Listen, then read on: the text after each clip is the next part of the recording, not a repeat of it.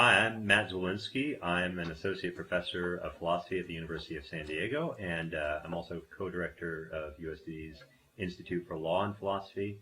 I work on issues involving exploitation, the concept, and some specific applications like price gouging and sweatshop labor. And I also have interests in classical, liberal, and contemporary libertarian political theory. Hi, I'm Ann Cudd, and I'm a professor of philosophy at the University of Kansas. I'm interested in feminist theory and philosophy of economics and sort of the intersection of those with political philosophy. And I've done work on oppression and recently some work on capitalism. And so I'm excited to talk about exploitation, oppression, and the market with Matt today. So, Matt, do you want to start us off? Yeah, me too. This should be really great. So we're taking as our point of departure an article that Anne found in the New York Times recently. It's a fairly short piece, a couple of pages, and hopefully you should see in the text below this video a link to that article. But if not, if you just do a search on Google for wage laws Africa, I found that it's the #1 result. So it might be best if you actually just pause the video at this point and take a few minutes to read the article, and that'll provide a little bit of context for our discussion. So go ahead and pause that now and do your reading, and then we'll be here waiting for you. Okay, you're back. So yeah, let's start talking. Anne, do you want to start us off? I guess the first question to ask is, are low wages exploitative? What do you think, Matt? Right, great. So, well, it depends. I think in the case that we're looking at here with this article in South Africa, it's not entirely clear that they're exploitative, but of course, before we can sort of figure that out, we need to figure out what it is we mean by exploitation.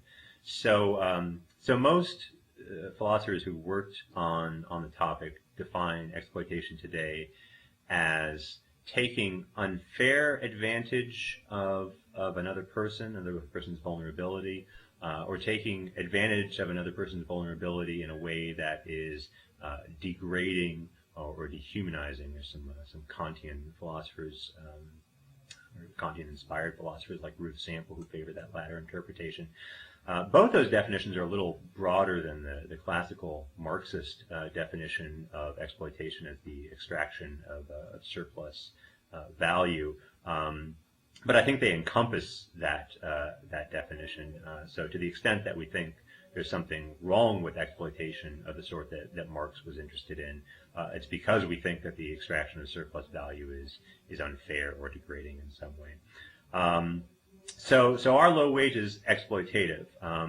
Well, again, it depends. We could certainly imagine, I think, a case in which paying low wages would be a clear case of exploitation. In a kind of stylized hypothetical example. So, for instance, imagine two people on an island. One person owns or controls all of the resources on that island.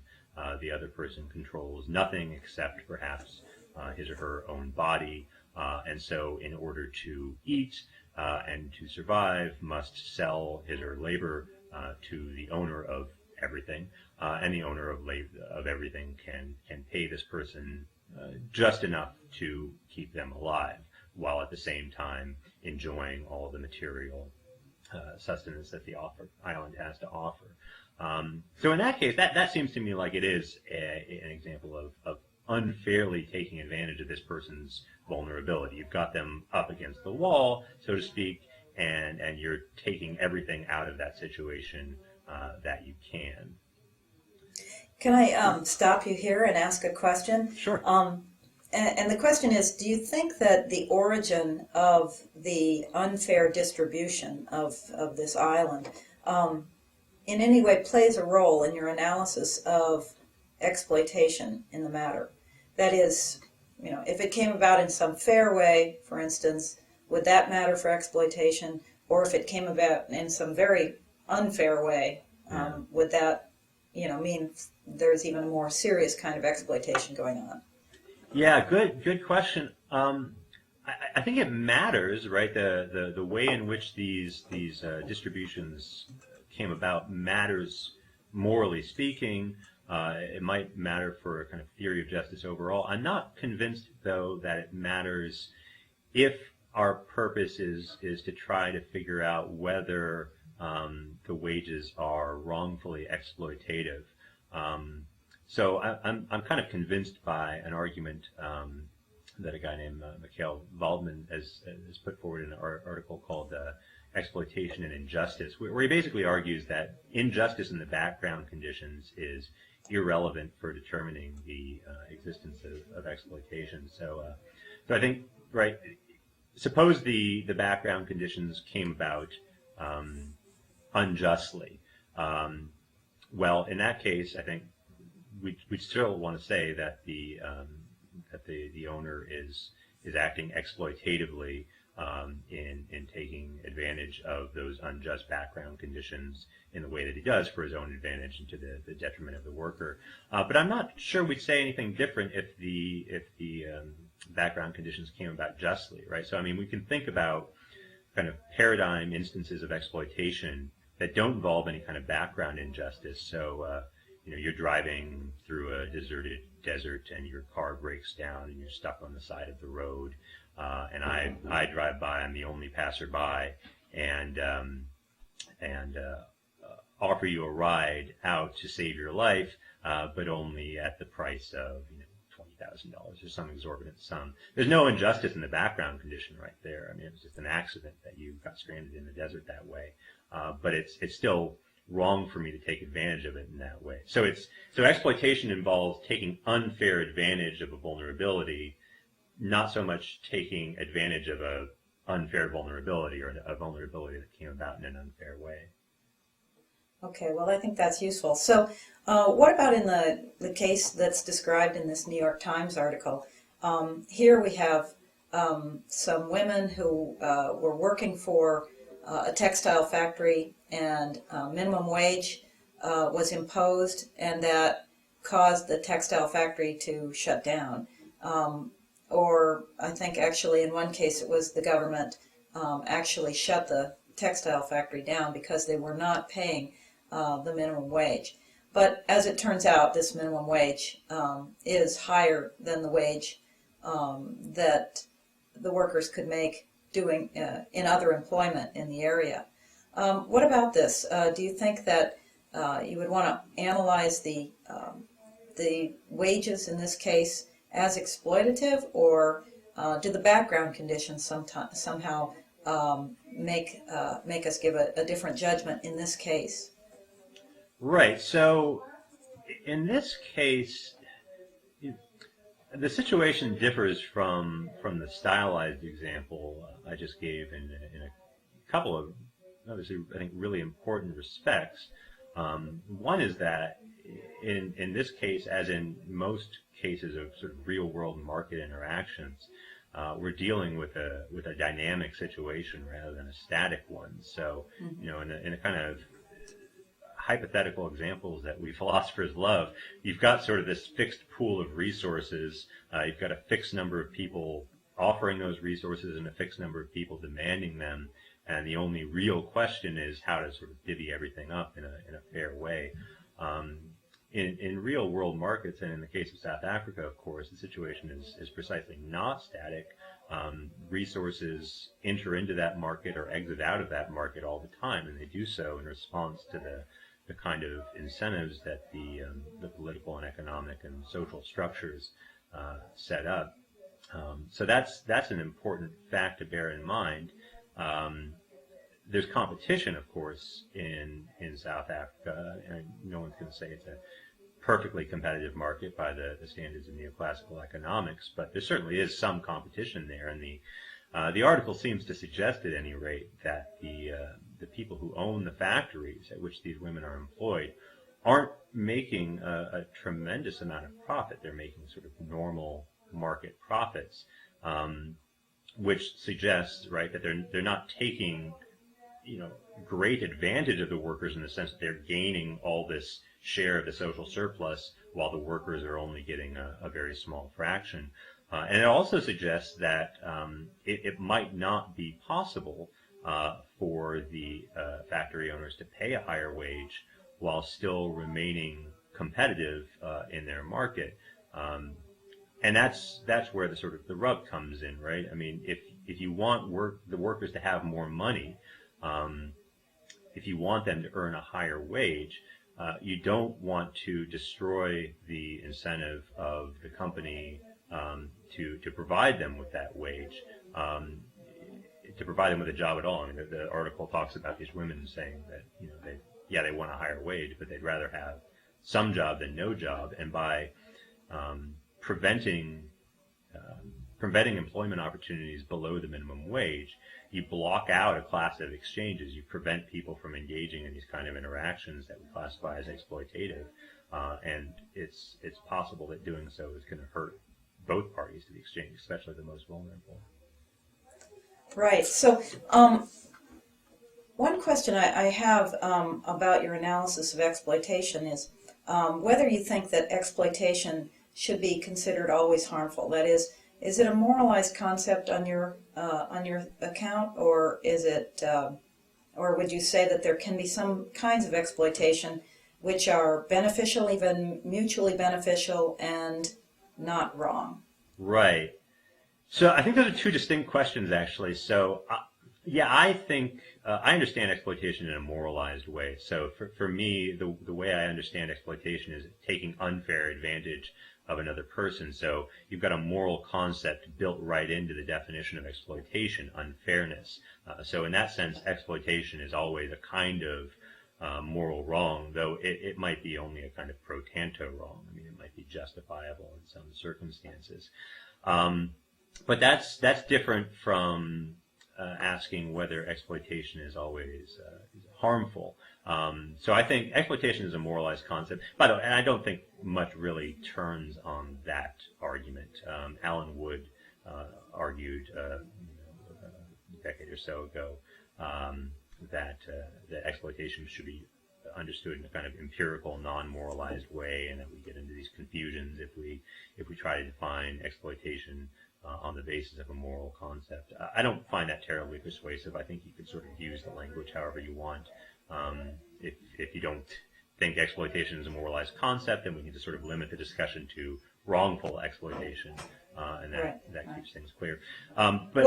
So would you go that way just because you think that the concept in its normal use is as a moralized concept? Is that why you prefer the... Yeah, well, I mean, in its normal use, sometimes. I mean, the kind of exploitation that we are interested in as philosophers or as political theorists, that kind of exploitation is moralized, I think. But there is, of course, a non-moralized sense of the term out there in ordinary language. So we can talk about a football coach exploiting her opponent's weakness, and there's no hint of a moral judgment in making that claim. So the debate comes down to whether you think that's a different concept that just happens to share the same word, or whether you think that both the non-moralized and moralized senses of exploitation are really at root the same concept. I don't know that matters. But the other question, though, does get at something quite important, and that's whether exploitation is necessarily harmful. And I think the answer to that is no, it's not, at least not according to the ordinary sense of harm. If we go back to that stylized example that I began with, where you have, not the stylized example, but the desert, driving through the desert example.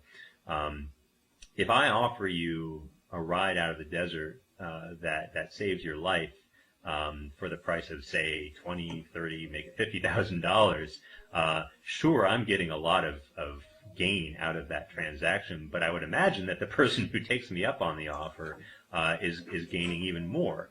They're gaining their continued existence. And presumably they value that continued existence more than they value whatever it is they pay to save their life. So if you judge the transaction compared to the baseline of no transaction at all, right, both parties walk away from it better than they were had no transaction occurred. So in that sense, it's a mutually beneficial exchange. But I do want to say it's also an exchange that's wrongfully exploitative. So you can have wrongful, mutually beneficial exploitation, and then of course I think you can have exploitation that is wrongful and harmful. So if I'm I'm a stockbroker, and I prey on the elderly by taking advantage of their ignorance and selling them junk bonds that aren't worth what I lead my clients to believe they're worth. And so as a result, they end up losing a lot of money, and I end up making a lot of money. That, it seems to me, is a kind of exploitation, but it's a harmful kind of exploitation. It's one that benefits one party at the expense of the other. Okay, well, it seems to me that now we've got a real puzzle when it comes to talking about sweatshop wages, or wages like in this textile firm, which are below what someone might consider to be decent living wages. That, on the one hand, it seems like it's a mutually beneficial transaction for the employees and for the sweatshop, for them to be employed. On the other hand, it seems that if they're not permitted to be employed in that, well, I guess this is on the same hand, actually. If they're not being permitted to be employed in that sweatshop at those wages, they're actually worse off. And yet, I don't know, do you want to say that they are exploited for getting these wages, or would you want to say that in this case they're not exploited? And depending on which way you go, what do you think would be the criteria on which we would say they're exploited or not exploited? Right. So it's hard to tell without having more details about the case than this short article gives us. But based on what that article does give us, it doesn't look to me as though the wages are exploitative. Now, whether it does or doesn't, I think depends critically on how we understand unfairness. So if exploitation is taking unfair advantage of somebody else, then the question is whether these wages are constitutive of a sort of unfair advantage taking. And I don't have a sort of hip pocket definition of unfairness that I can kind of whip out and apply to all the cases that I encounter. I'm not sure really that there is any kind of general definition of unfairness that does the work that a concept of exploitation would need it to do. I think unfairness is a kind of heavily contextual concept, that our intuitions about fairness or unfairness are contextual in a lot of ways that resist any kind of general analysis. But I think there's two kinds of considerations that cut against understanding the wages in this case as wrongfully exploitative. One is that these wages arrive in the context of a competitive, what appears to be a competitive market environment, right? So you've got factory owners who are making a profit off of this labor. You've got presumably stockholders maybe in the factory who are earning some kind of profit off this labor. You've got customers who are benefiting from the factory labor. And the question is whether any of them is reaping any kind of disproportionate or unfair advantage. And it just doesn't look like they are, right? I mean, in a competitive environment, there are pressures that kind of cut against that kind of advantage taking.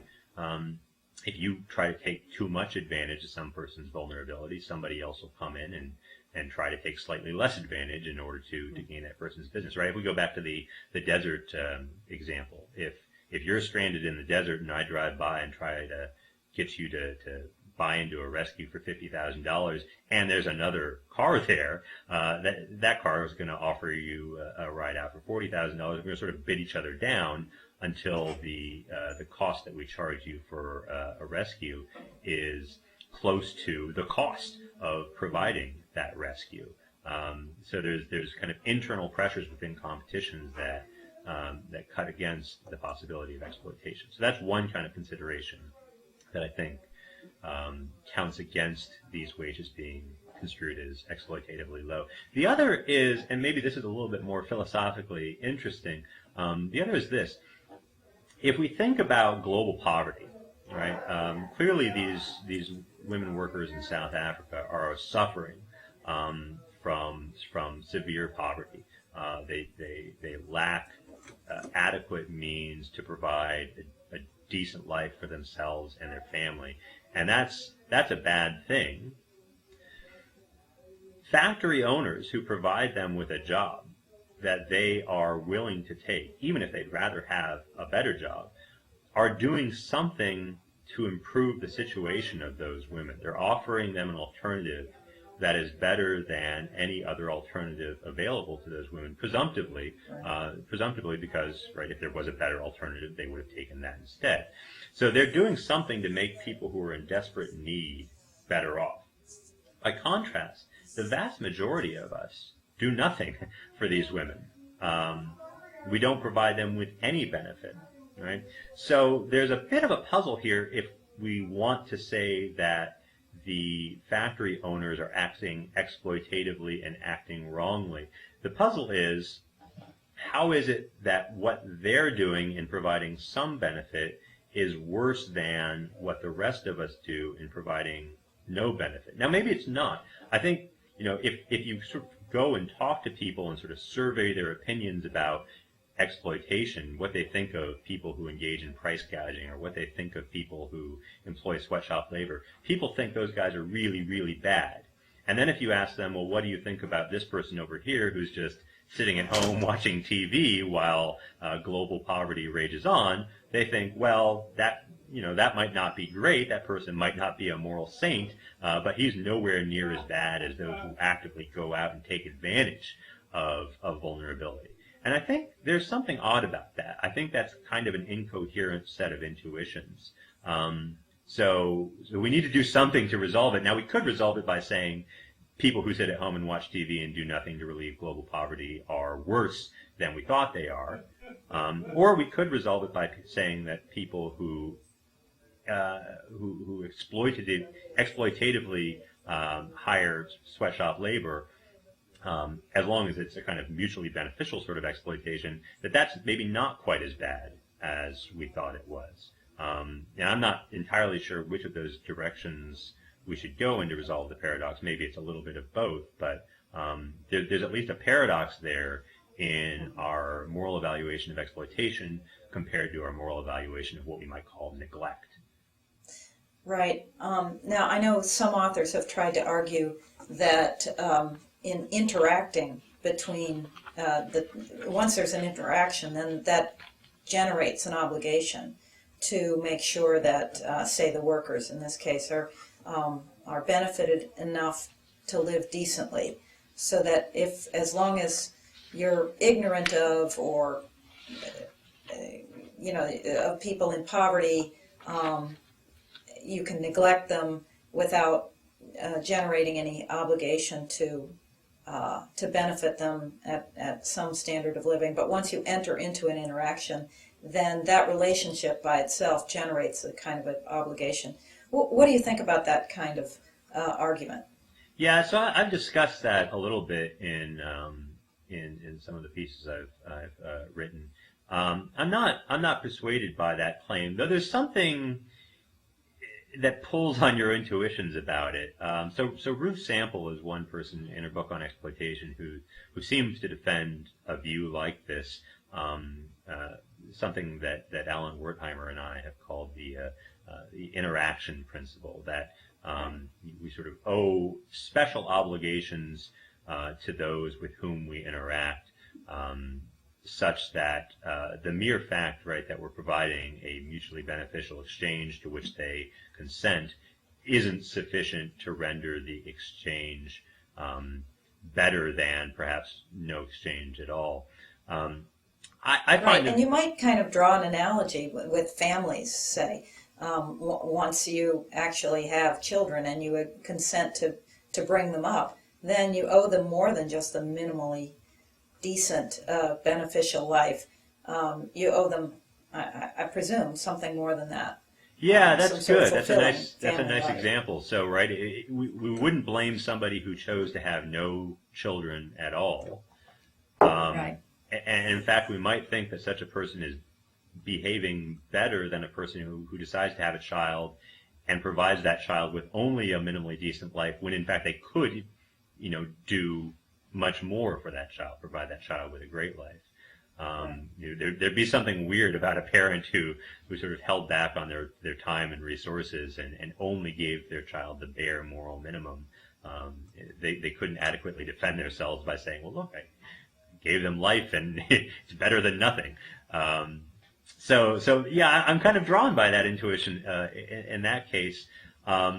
But it's if you apply it to cases of exploitation like those we're talking about, you get some kind of weird results or results that strike me as strange anyways, right? So, I mean, suppose you've got a labor force in a poverty-stricken country where people are desperate for any kind of work, and you've got a company in a thriving country that could outsource production to that poverty-stricken country.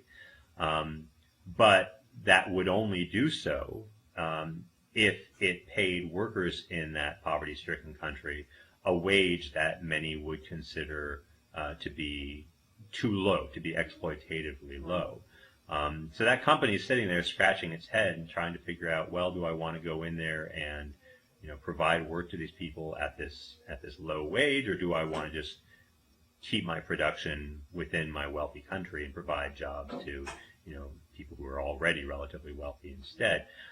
There's something a little bit odd about saying that it would be wrong for that country to outsource at the exploitatively low wage, but not wrong for it to refrain from outsourcing at all, when outsourcing is better for both parties, right? It's better for the company, obviously. Let's say it lowers their cost of production, and it's a lot better for the workers who are in desperate need of these jobs, right? I mean, that's kind of the thing about mutually beneficial exploitation, is that mutually beneficial exploitation characteristically preys upon, if you want to call it that, extremely vulnerable populations. But what it means to be extremely vulnerable is that you stand in tremendous need of benefit.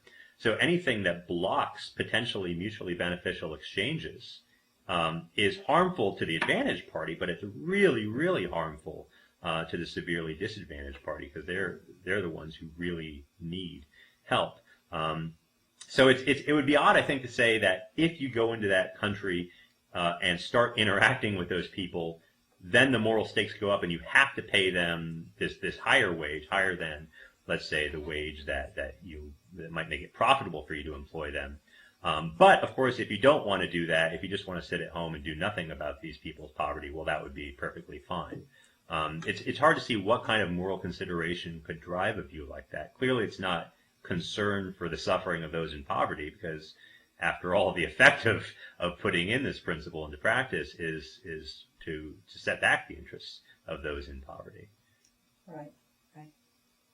Right. Well, I'm curious a little bit about why rights have not come into this discussion at all. So, for example, in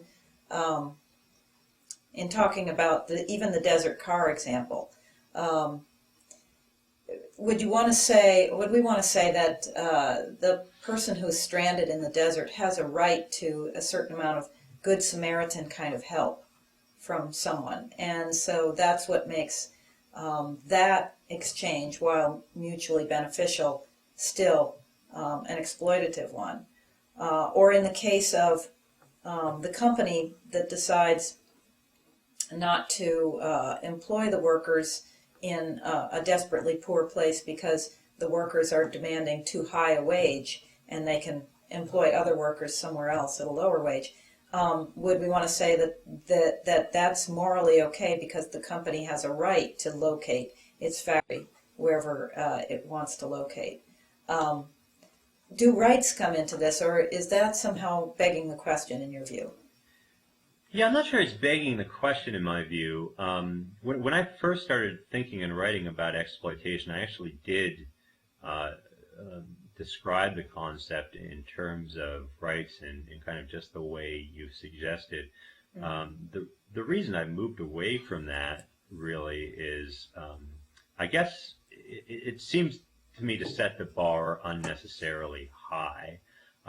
So to say that exploitation necessarily involves the violations of rights, I think,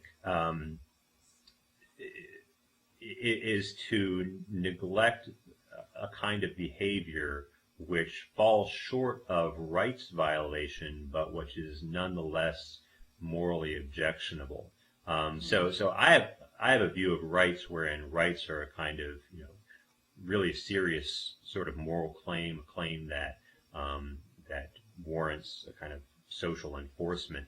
And so we might think that there are all kinds of things that a person can do that are nasty and mean and immoral, but that don't quite rise to the level of rights violation. And it may be that a lot of exploitation, I guess I think it is the case that a lot of exploitation is in that level. It's not quite rights violating, but it's still immoral. So, I would tend to analyze the desert example as one in which the victim's rights are not necessarily being violated, but the driver is acting in a morally objectionable way. Okay.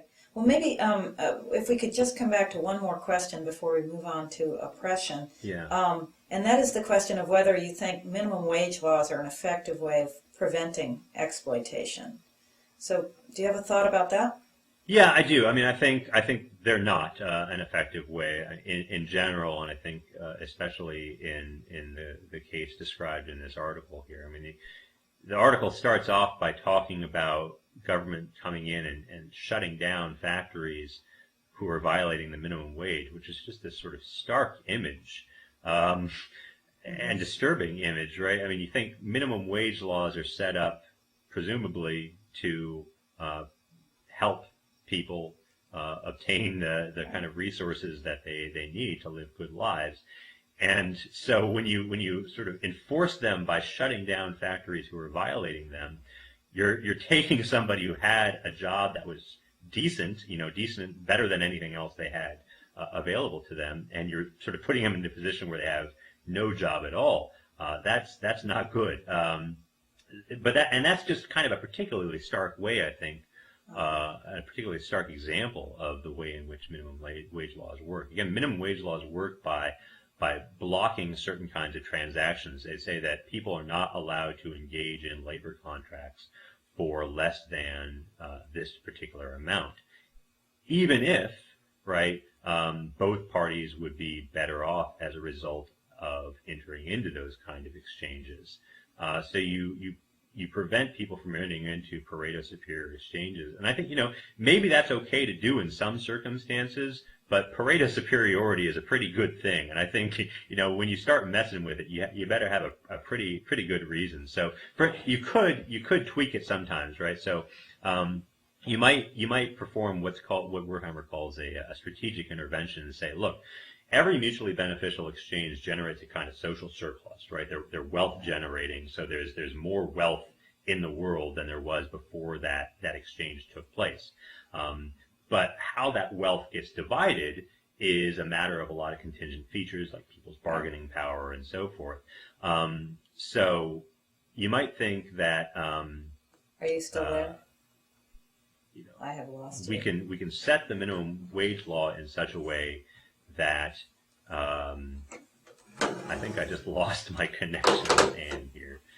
So let me try to reconnect. This is not. So Matt, before we were rudely interrupted, you were Right. talking about strategic intervention and how that might work in this case of the minimum wage laws. So you Right. want to start it there? Sure, that'd be great. So it's technically possible that minimum wage laws can serve the function of redistributing the social surplus created by a mutually beneficial exchange in a way that benefits the vulnerable party more greatly. So, right, if every mutually beneficial exchange creates this social surplus, and the way in which that social surplus is divided depends on a number of these contingent factors like bargaining power and so forth. Minimum wage laws can kind of set the market wage sort of in the area of the cooperative surplus, but to sort of push things so that the worker gets more and, Right. and the employer gets less. So that's a technical possibility. It's a little hard to pull off in practice, though. I mean, if you think about what kind of knowledge, the ability to effectively pull off such a regulation would require of regulators, it starts to look a little bit unrealistic, right? I mean, we don't necessarily know what the cooperative surplus looks like until after an exchange has taken place, until after the agreement's been made. So this knowledge kind of emerges organically out of the market in order to effectively intervene in the market and set the wage at a level which is not going to destroy the incentive for either party to engage in that interaction, which is going to leave it still mutually beneficial, but just tweaks the division of the social surplus. You have to know an awful lot about the conditions of the market, and of course keep up with all the ways in which markets are constantly changing. This is a kind of broad Hayekian concern about the effectiveness of this kind of interaction.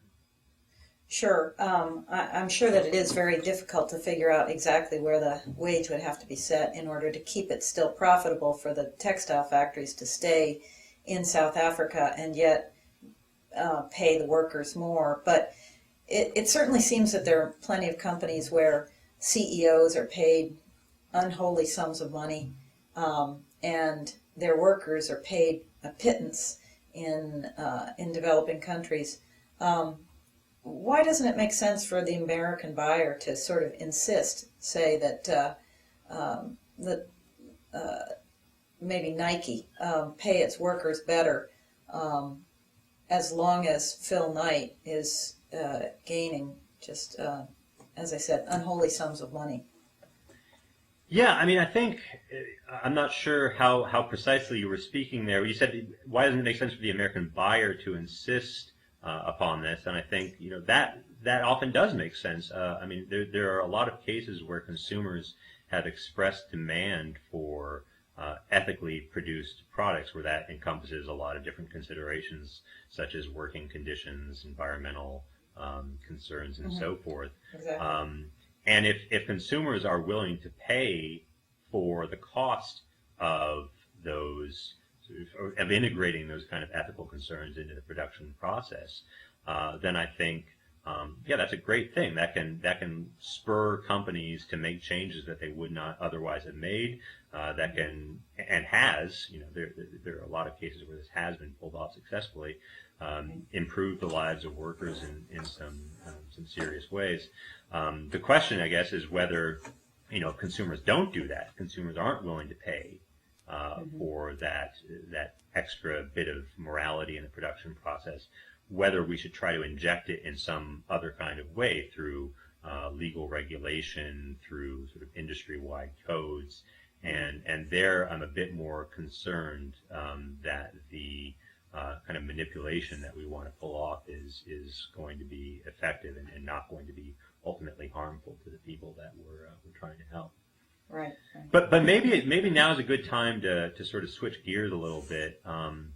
So just to kind of summarize what we've been talking about so far, we've been focusing on a discrete interaction between a factory owner and an employee of that factory, and we're asking essentially whether the factory owner is doing something wrong in paying the worker what many believe to be a low wage, whether that wage is exploitative and whether the factory owner should be paying more. And my view is that, at least in this particular kind of case that we've been focusing on, it doesn't make sense to view that wage as exploitative. It doesn't make sense to view the factory owner as acting in a wrongfully exploitative way.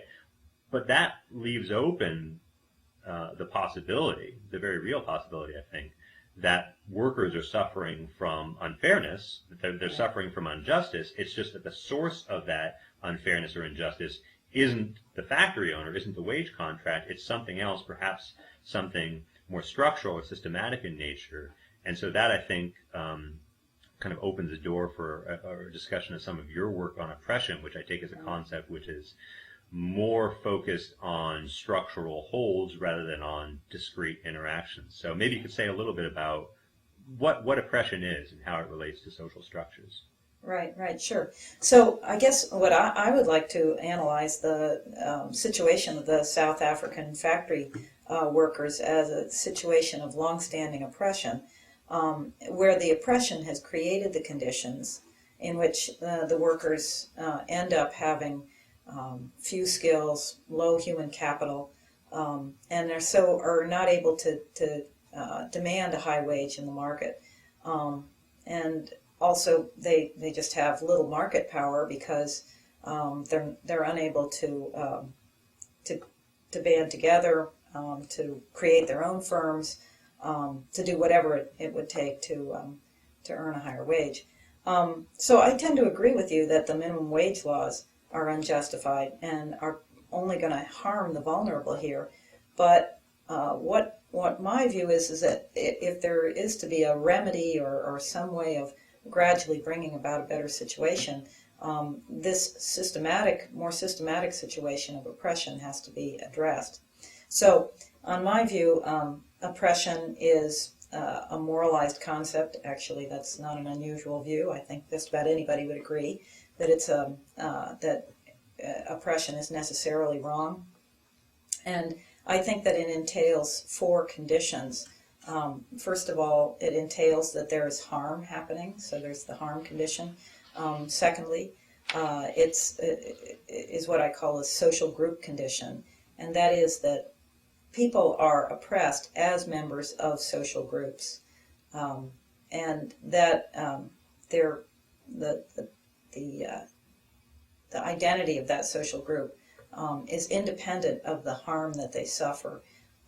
That independence aspect is to rule out cases like, say, an airplane goes down and all of the people in the airplane are killed. Well, they're harmed together, but the only sense in which they form a social group is that they happen to be in the airplane that went down together. So it's a social group that has an independent identity. The third condition is what I call the privilege condition, which is that there is another social group that benefits from the harm to the oppressed social group.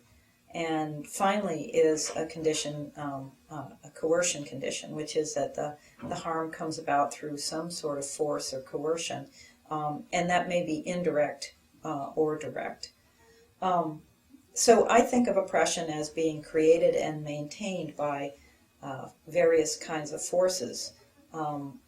Often oppression begins with violence or the threat of violence.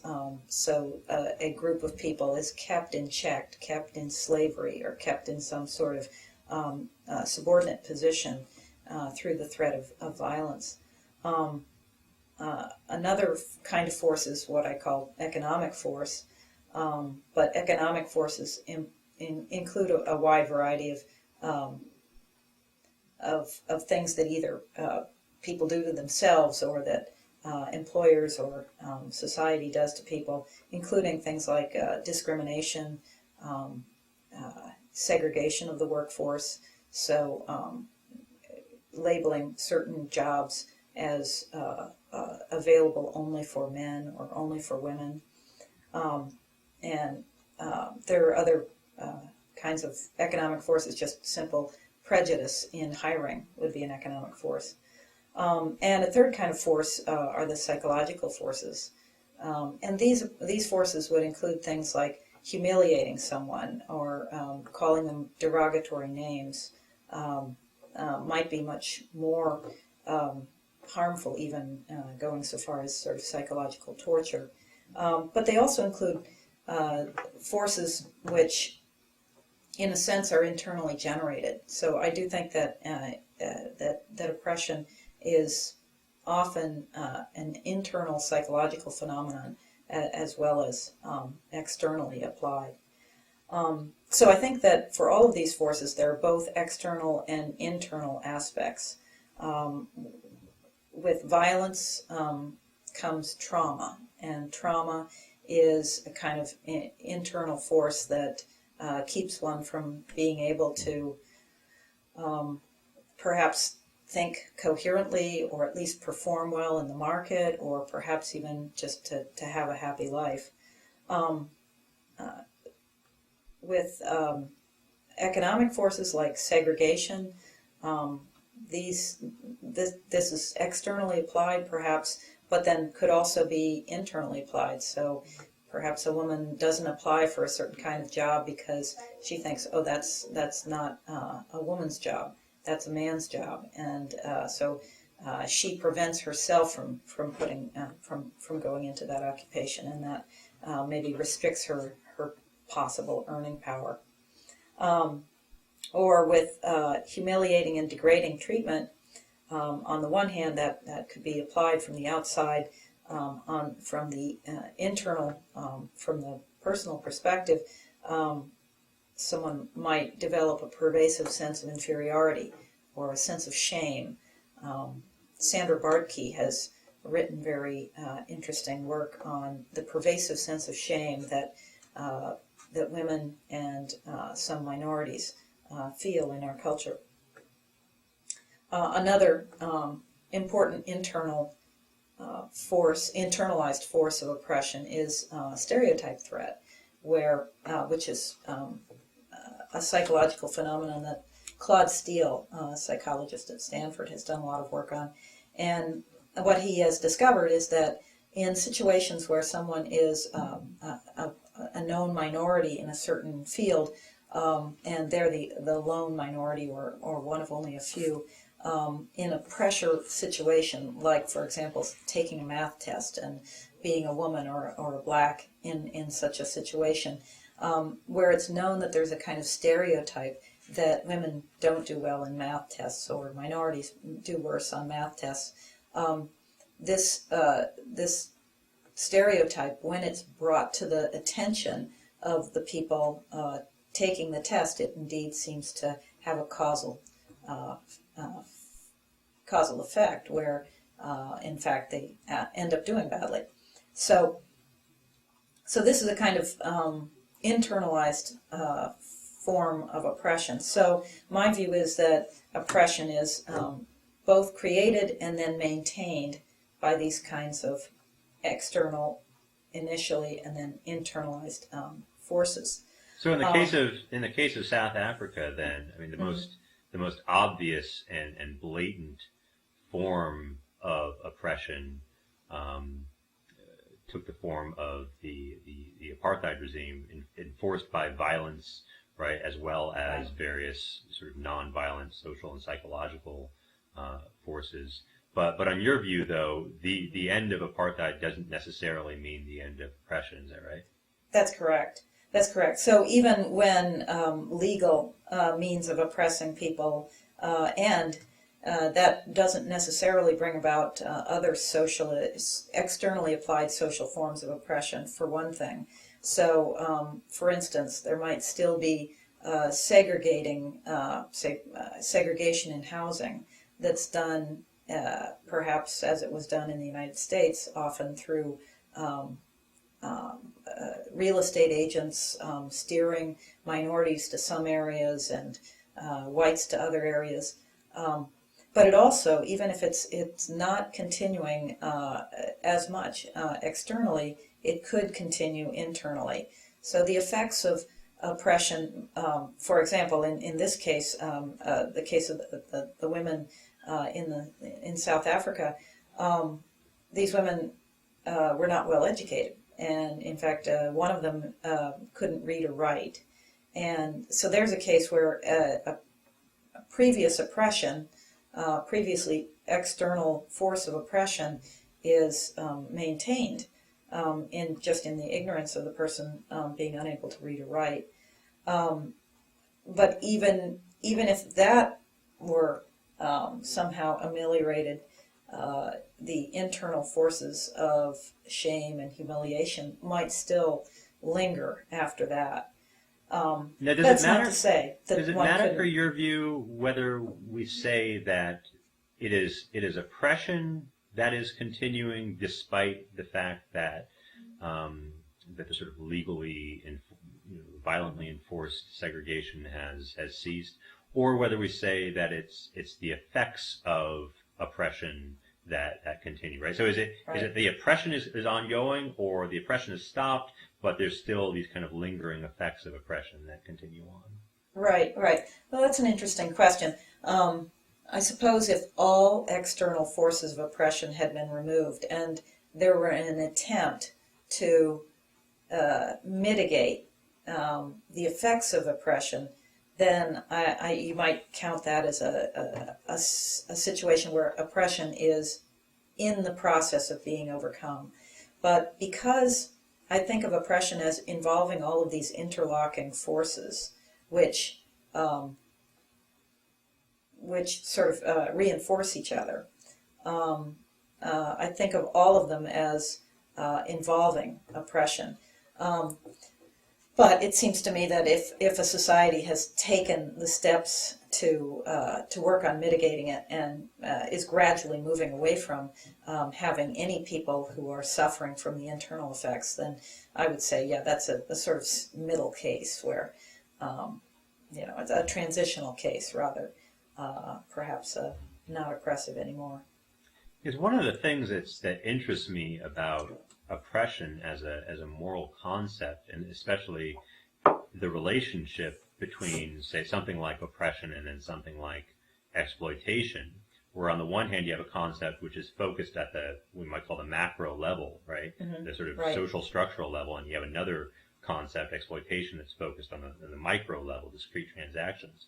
One of the interesting questions to ask about oppression is just how the macro and micro relate. So if you've got an oppressive social context, does that necessarily imply, on your view, that somewhere at the micro level people are acting wrongly, that they're doing something that they shouldn't be doing?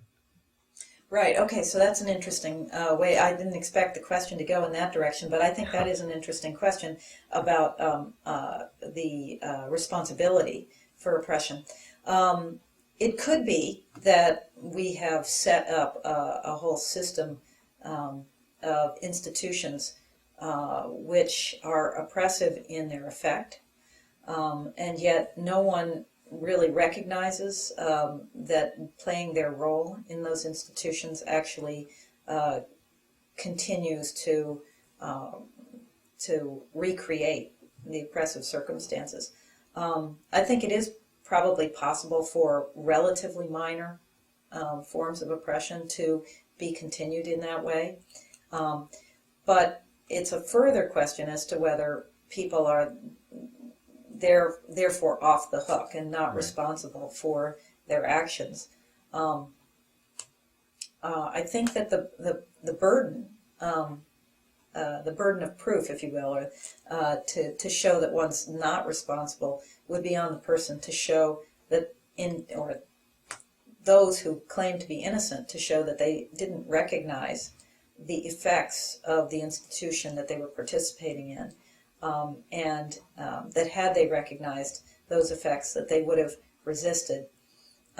Sometimes, however, it's even impossible to change an institution, even if one wants to resist. Right. So I think of John Stuart Mill, for example, when he married Harriet Taylor, he forswore all of the benefits of the oppressive benefits of marriage. So, for example, he said he wouldn't take over her property. Now, legally, he couldn't actually make that a binding contract not to do that. But even so, it couldn't possibly have taken away the effects of oppression, either from her or, of course, more generally from women at large in the society. That is, he was powerless to truly resist the forces of oppression in that case. Right. because nobody would join Me it. saying I repudiate the benefits that white males receive in our society. I don't want any of them. Right. Is not going to be nearly enough, presumably. Right, because it's not effective also. Yeah. Because even if you're able to do so when you're consciously faced with an option you can either refuse or accept, where accepting it would be participating in the oppressive institution. What about all of those cases where you get the benefit of the doubt for being a white male, middle class, well educated, etc. So, for example, if I'm walking down the street at night, or say I'm jogging down the street at night, which I often am, nobody's going to think that I'm running away from the police. Yeah, right. But if I were black, that might happen. So even though I might say I repudiate any advantage from my white skin, there are some things that I can't repudiate. They're beyond my control. So And there's likewise, there's two things. Oh, sorry. Sorry. No, go ahead.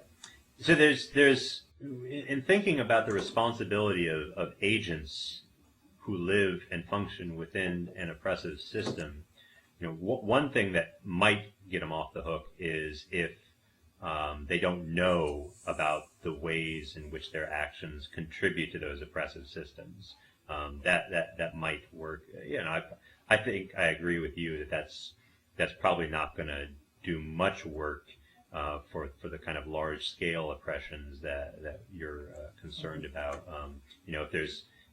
If it was ignorance, it would have to be non-culpable ignorance, right? Right. To discharge the responsibility. And I think much ignorance that exists is precisely culpable. So another thing that might get them off the hook is that they just can't do anything about it. They just are powerless as an individual to change the oppressive system in any meaningful way.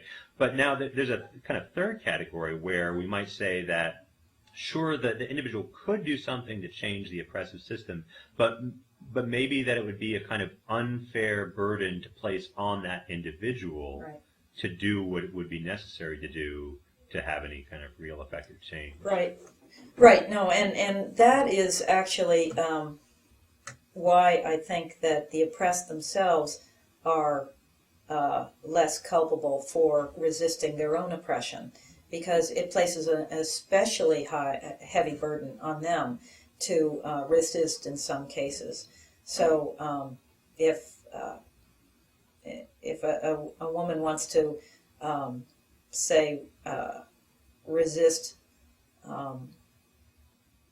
the objectification of women, then she should resist the beauty norms that exist in society for women. Doing that might have some pretty heavy penalties for her personally, and so I think that it does get people off the hook if it's an especially unfair burden to resist.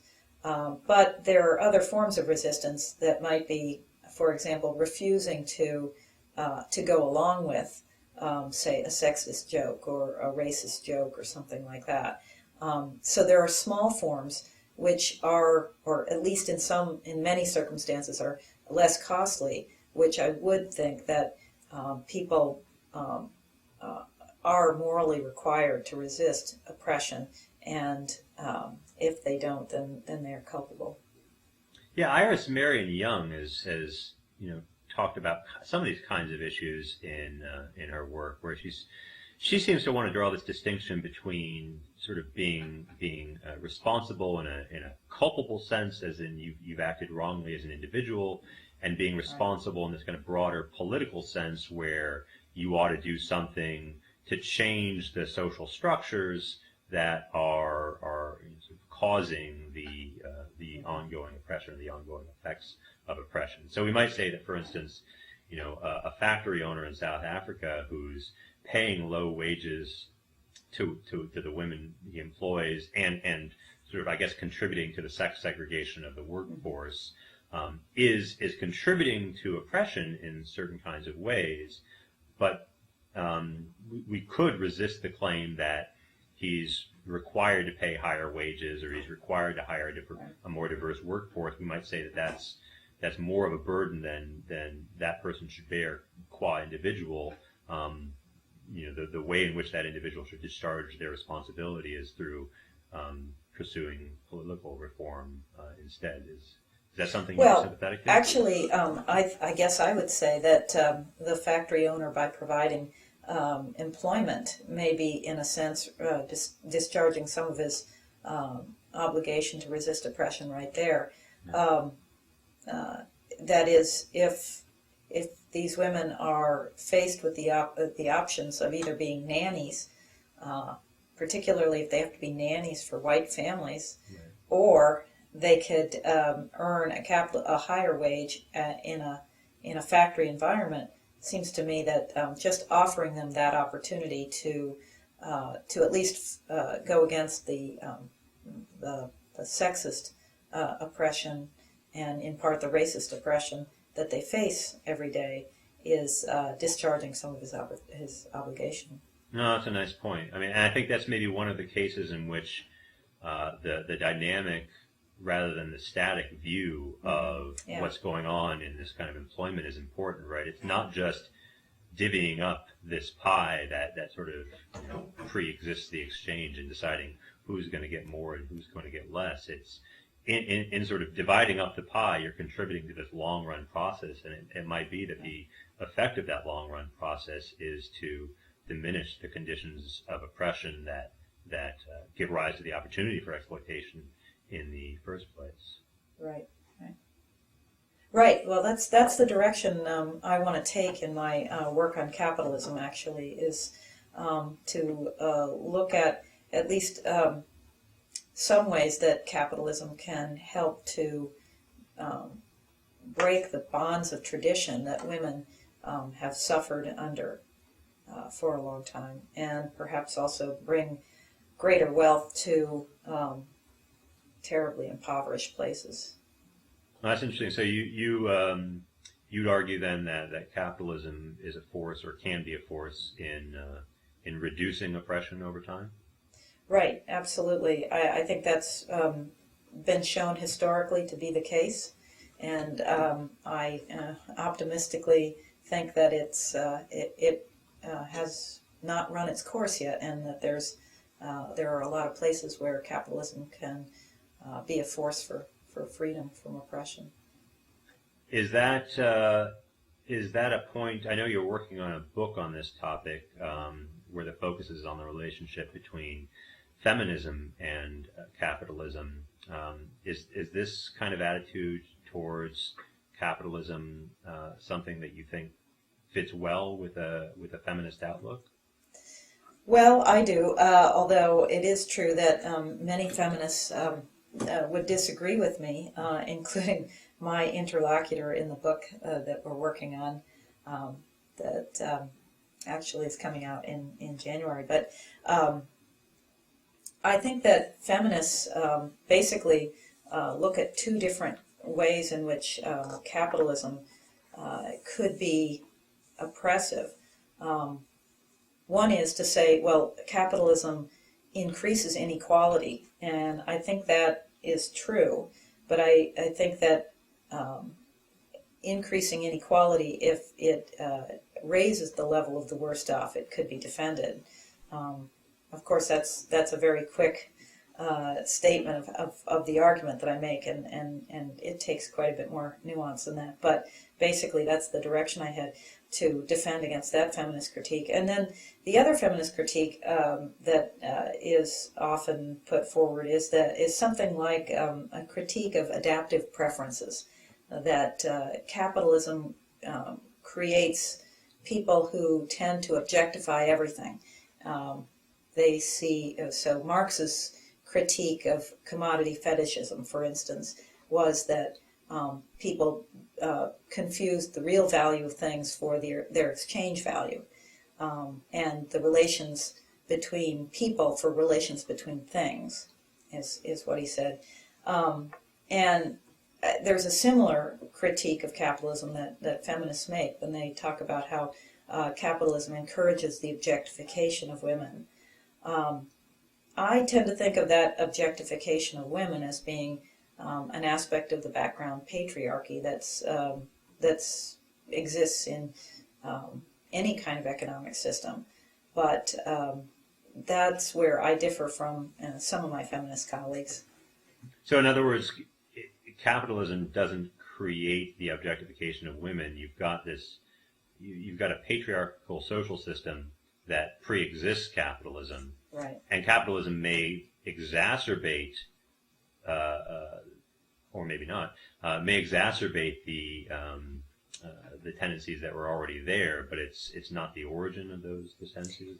Right, right. Now, I'm not sure that it exacerbates it. In fact, I think that if women get independent economic power, then they will be able to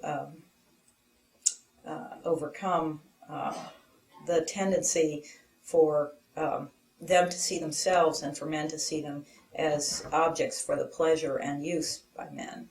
So, I think actually capitalism fights against that objectification in a way.